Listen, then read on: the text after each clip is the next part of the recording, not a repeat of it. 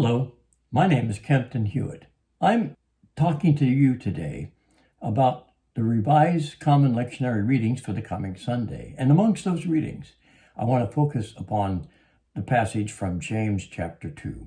Once every 3 years, these marvelous readings from James come up, and I think it's absolutely critical for us to pay attention to them at this time. And I'm going to focus on the first part of that reading, so please have a text right in front of you. I'm going to say that this reading is perhaps the most prophetic word relevant today for what we often call the mainstream churches. Verse 1, if you look at it, I'm going to call a stipulation, and I'm putting it in that forensic courtroom context simply because when I read through this passage, I get echoes of the great prophets who are the voice of God, streaming God's judgment in a court action of dispute against Israel and Judah. Look at the number of questions. They're like bullets in these first few verses. And they are accusations, but they begin with that stipulation. And the stipulation in a court case where both parties agree to something that need not be argued. And so in verse 1, the stipulation is, let's agree, I'm sure, that if you show favoritism, it has nothing to do with the gospel of our Lord. And from there, then the accusations begin. And they focus on a particular word. That word is often translated as, for instance, favoritism, or showing favor, or some kind of similar term. But it's a very interesting word. I'm not going to give you a Greek lesson, but the word there is very rarely used and very interesting. It's made up of 3 words: prior, face, and receive.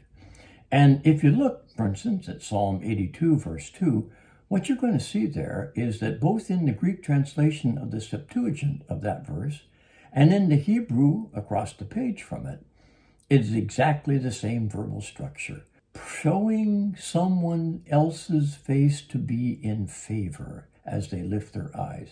The best way I can illustrate this is an experience we probably all had. You know, when you drive out of the supermarket parking lot and you see that person with their head down and with a crossbreed dog at their feet and a cardboard sign. The important thing is, if you don't want to give them help, don't make eye contact. And so this very first sentence says, let's stipulate that if you do that thing of showing a difference between persons just by their face, and whether you receive them or dismiss them, that's contrary. And so then the argument unfolds in a way that's absolutely devastating and ends up in verse 9 with the use of the same word, translated, of course, differently. In that verse, it declares, you are contrary to the righteous law. And here we have another echo, and it's Matthew's Sermon on the Mount. Go back and look at it, beginning at chapter 5:1. And what you'll see there is that marvelous but yet difficult thing to understand that Jesus pronounces when he says, I have not come to dismiss the law, but to perfect it. And I call you to perfection. And that's the thought that arises later in this very same chapter we're considering in James.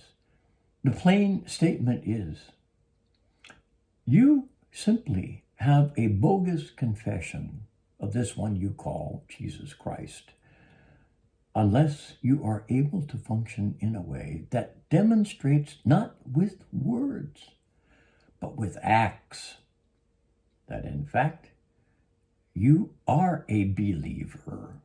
And what kind of acts are those? They are the acts of impartial extension of visible evidences of love of neighbor. Now, if you're listening and associated with one of the churches we call mainstream, then you're part of a church that's in decline. We have to ask the question, without fear of guilt overcoming us, have we disobeyed the law that Jesus proclaimed about love of neighbor without partiality in such a way as to make us worthy of the judgment that we are seeing take place all around us. Well, those are my thoughts, and I wish you the best as you consider your own reflection on this passage.